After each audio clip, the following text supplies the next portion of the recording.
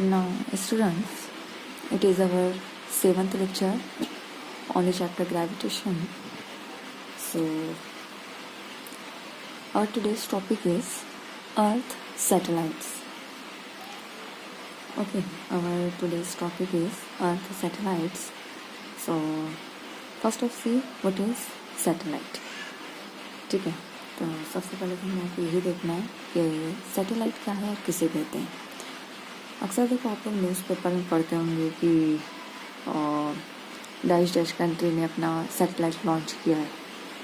तो actually satellite है क्या? ठीक है, स्पेस में इसे लॉन्च किया जाता है. तो एक्चुअली ये है क्या और विद हेल्प ऑफ इट हम लोग क्या कर सकते हैं? What are the functions of satellite, what are the applications, what are the uses of satellite. तो सबसे पहले हम लोग यहाँ लिखेंगे what is satellite and how it is launched. ठीक है, तो सी इसकी सिंपल सी डेफिनेशन रहेगी सैटेलाइट की. The object which revolve around the earth, the object which revolve around the earth is called as satellite. In short हम लोग ये बता सकते हैं कि ऐसा ऑब्जेक्ट या कोई भी ऐसा ऑब्जेक्ट जो अराउंड द अर्थ अपना रिवोल्यूशन कंप्लीट करता है. ठीक है, जैसे अगर हम लोग कंसिडर कर लेते हैं कि ये अगर हमारा अर्थ सरफेस है, ठीक है, अर्थ हमारी ऐसे है और कोई ऑब्जेक्ट है जो अर्थ के अराउंड में इस तरीके से अपना सर्कुलर मोशन कंप्लीट कर रहा है, अर्थ के अराउंड में रिवॉल्व हो रहा है, then that object is called as satellite. ठीक है, तो satellite the object which revolve around the earth is called as satellite. Now see, अगर हम लोग अर्थ के नेचुरल सैटेलाइट की बात करते हैं, what is the natural satellite of earth? So natural satellite of earth is moon. आपको पता है moon around the earth revolve होता है. ठीक है, तो moon is the earth natural satellite. Naturally moon हम लोगों ने तो लॉन्च किया नहीं है, नेचुरली मून वहाँ पे रिवॉल्व होता है. तो मून क्या रहेगा, हमारा नेचुरल सैटेलाइट है अर्थ का. और मून क्या करता है, अर्थ के अराउंड में अपने रोटेशंस कंप्लीट करता है, अर्थ के अराउंड में रिवॉल्व होता है. So earth is the satellite which is called as natural satellite. So ऐसे ही हम लोग और कई सारे सैटेलाइट्स लॉन्च कर सकते हैं जो अर्थ के अराउंड में जाके अपना रिवॉल्विंग जो मोशन है वो कंप्लीट करते हैं. ठीक है, तो आपको पता है जितने भी हम लोगों के कम्युनिकेशन की जो आजकल जितनी भी फैसिलिटीज़ हैं, हम लोग जो इंटरनेट वगैरह यूज़ करते हैं, मोबाइल कॉलिंग है, तो ये सारी चीज़ें with the help of satellite he possible होती है. तो सैटेलाइट का हम लोग कई सारी जगहों पर यूज़ करते हैं, जैसे कि हो गया हमारा कम्युनिकेशन के लिए. ठीक है, आप यहाँ बैठे बैठे वर्ल्ड के किसी भी कंट्री में कॉल कर सकते हो. तो ये किस तरीके से पॉसिबल है, with the help of satellite. ठीक है, इसी तरीके से हम लोग जो टेलीविज़न देखते हैं, ठीक है, तो टेलीविज़न पे जो सिग्नल्स मिलते हैं हम लोगों को with the help of satellite ये सारी चीज़ें होती है. देन इसके अलावा अगर हम लोग और देखें तो नेविगेशन. ठीक है, मतलब जब हम लोग अंडर वाटर हैं या फिर इन द एयर है, एरोप्लेन वगैरह है, वहाँ पर अगर हम लोग को डायरेक्शन वगैरह फाइंड आउट करना होता है तो उसके लिए भी कभी कभी हम लोग सैटेलाइट को यूज़ करते हैं. ठीक है, तो कई सारी ऐसी जगह हैं, फील्ड है जहाँ पर हम लोग यूज़ करते हैं सैटेलाइट का. तो एक्चुअली सैटेलाइट को हम लोग को यहाँ पर लॉन्च करना पड़ता है. तो सैटेलाइट जाकर क्या करता है, अर्थ के अराउंड में इस तरीके से रिवोल्यूशन कंप्लीट करता है, अर्थ के अराउंड में इस तरीके से चक्कर कंप्लीट करता है. तो कोई भी ऐसा ऑब्जेक्ट जो जा करके अर्थ के अराउंड में अपना रिवॉल्विंग या रोटेशंस कंप्लीट करता है, उसे हम लोग कहते हैं सैटेलाइट. ठीक है, तो ये तो मून है नेचुरल सैटेलाइट, और आर्टिफिशियल सैटेलाइट्स हम लोग लॉन्च करते रहते हैं. सो सबसे पहले अभी इसमें हम लोग देखेंगे दैट इज कम्युनिकेशन सैटेलाइट. ठीक है, one of the best application of satellite is in the communication. So सबसे पहले हम लोग देखते हैं कम्युनिकेशन सैटेलाइट. ठीक है, सो बेसिकली ये जो सैटेलाइट्स जो होते हैं कम्युनिकेशन सैटेलाइट, ये कम्युनिकेशन जो सिग्नल्स होते हैं उससे कैरी करते हैं one place to another place. हम लोग यहाँ बैठे बैठे यहाँ वर्ल्ड के किसी भी कॉर्नर में आप कॉल कर सकते हो, वीडियो कॉलिंग है, चैटिंग है, ठीक है, आजकल जो मोबाइल पर सोशल मीडियाज़ हैं वो सारे विद हेल्प ऑफ इंटरनेट चलते हैं, आपको पता है बहुत अच्छी से। सो ये जो नेटवर्क जो हम लोग यूज़ करते हैं वो कहाँ से आता है, हमारे सेल फ़ोन से जा कर के वो सैटेलाइट तक जाता है, सैटेलाइट से प्रोसेसिंग करके वो रिटर्न जो अनदर यूज़र है उसके सेल फ़ोन तक जाता है। तो ये इस तरीके से सिग्नल पूरा with the help of satellite हम लोग इसको कंट्रोल करते हैं। So communication satellite, so these satellites are also called as geostationary satellites। Communication satellite को हम लोग और कह सकते हैं जियोस्टेशनरी सैटेलाइट, और it can be called as geosynchronous satellite. देखो कई सारे नाम है इसके, या तो हम लोग इसको कम्युनिकेशन सैटेलाइट बोल सकते हैं, और we can say it as geostationary satellite, और we can say it as geosynchronous satellite. ठीक है, अब देखो ये इतना सारा हम लोग नाम क्यों दे रहे हैं इसको। तो अगर आप देखो ये जियो स्टेशनरी कम्युनिकेशन तो समझ में आता है, ये कम्युनिकेशन में हेल्प करता है। जियो स्टेशनरी का मतलब क्या होता है, जियो मीन्स अर्थ। ठीक है, जियो का मतलब क्या होता है, geo means earth, and stationary का मतलब होता है रुका हुआ, ठहरा हुआ, नॉन मूविंग। ठीक है, जो मूव नहीं कर रहा है, जो रुका हुआ है, उसे हम लोग कहते हैं स्टेशनरी। तो जियो स्टेशनरी सैटेलाइट, अभी अब आप लोग कहोगे कि अभी तो हम लोगों ने कहा था कि सैटेलाइट अर्थ के अराउंड में रिवॉल्व हो रहा है, तो हम लोग इसको स्टेशनरी क्यों कह रहे हैं। तो यहाँ पर जियो स्टेशनरी मतलब ऐसे सैटेलाइट्स जिनका पीरियड ऑफ रोटेशन होता है 24 आवर्स का। ठीक है, मतलब पीरियड ऑफ रिवोल्यूशन कितना होता है इनका, टाइम पीरियड 24 आवर्स, और 24 आवर मतलब हम लोग इसको कह सकते हैं 1 डे। ठीक है, 1 डे का इनका टाइम पीरियड होता है, 24 घंटे में ये कंप्लीट रोटेशन एक सर्कल पूरा कंप्लीट करता है। आपको पता है अर्थ 2 मोशन परफॉर्म करती है, एक तो अराउंड द सन, दूसरा इसका खुद का स्पिन मोशन होता है। मतलब अपने खुद के एक्सिस के अराउंड में ये इस तरीके से रोटेशन कंप्लीट करती है। तो अपने खुद के एक्सिस के अराउंड में जो ये रोटेशन कंप्लीट करती है उसकी टाइमिंग कितनी है, वो भी 24 आवर में कंप्लीट करती है। ठीक है, और इसकी वजह से क्या होता है, डे एंड नाइट फॉर्मेशन है, आपको ये भी पता है। तो 24 घंटे में अर्थ अपने ओन एक्सिस के अराउंड में रिवॉल्व होती है within the 24 hours, 1 day लगता है।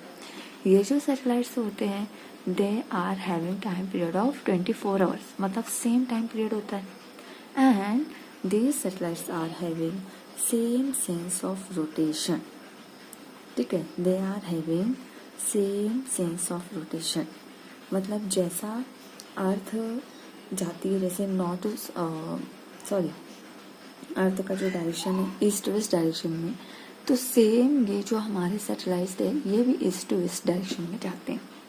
सो अगर आप देखो सपोज ये सैटेलाइट का ट्रैक आप कह लो कि ऑर्बिट ट्रैक ये है, सपोज अभी सैटेलाइट यहाँ पे इस पोजीशन पे, ठीक है, और सैटेलाइट के सामने अर्थ का ये वाला पोर्शन। अब सैटेलाइट क्या कर रहा है, घूम रहा है, रिवॉल्व हो रहा है, हो सकता है कुछ टाइम के बाद सैटेलाइट यहाँ पर आ जाए, तो उसके सामने अभी भी अर्थ का यही वाला पोर्शन रहेगा, क्योंकि उसका टाइम पीरियड भी सेम है और सेंस ऑफ रोटेशन भी सेम है। मतलब ये जो अगर आप अर्थ से इस सैटेलाइट को देखो तो आपको हमेशा ही अपने सामने दिखाई देता है, तो आपको ऐसा लगेगा कि ये सैटेलाइट मूव नहीं हो रहा है बल्कि रुका हुआ है, इसलिए हम लोग इसको कह रहे हैं दैट इज जियो स्टेशनरी। मतलब अगर अर्थ से आप इसे देखो with respect to earth, it is seems to be stationary, ये हम लोग को रुका हुआ दिखता है। ठीक है, क्योंकि इसका period of rotation and sense of rotation is similar as that of the earth, that's why it is called as geostationary और जियो सिंक्रोनस सैटेलाइट। ठीक है, इसको यूज़ किया जाता है इन टेलीविजन कम्युनिकेशन और मोबाइल कम्युनिकेशन है, telephones है, रेडियो है। ठीक है, तो इन सारे जगहों पर कम्युनिकेशन सैटेलाइट को हम लोग यूज़ करते हैं। हाँ, एक चीज़ और, कम्युनिकेशन सैटेलाइट को हमेशा अर्थ का जो ये इक्वेटोरियल प्लेन है, इक्वेटोरियल प्लेन पर इसे लॉन्च किया जाता है। मतलब ये कैसे रिवॉल्व होते हैं? Around the equator of the अर्थ। इस तरीके से इसका सेंस ऑफ रोटेशन होता है। अराउंड द इक्वेटर इतना एरिया वो कवर करता है इक्वेटोरियल प्लेन पर। तो अगर ये इक्वेटोरियल है तो हम लोग इसको पोलार सैटेलाइट्स भी लॉन्च कर सकते हैं। सो पोलार सैटेलाइट्स, जो पोलार सैटेलाइट्स होते हैं ये पोलार रीजन्स के अराउंड में कुछ इस तरीके से इनका ऑर्बिट होता है। ठीक है, in circular orbit around the अर्थ कुछ इस तरीके से जाते हैं पोलार रीजन को कवर करते हुए। और कई सारे इसका हम लोग देख सकते हैं ट्रैक वगैरह।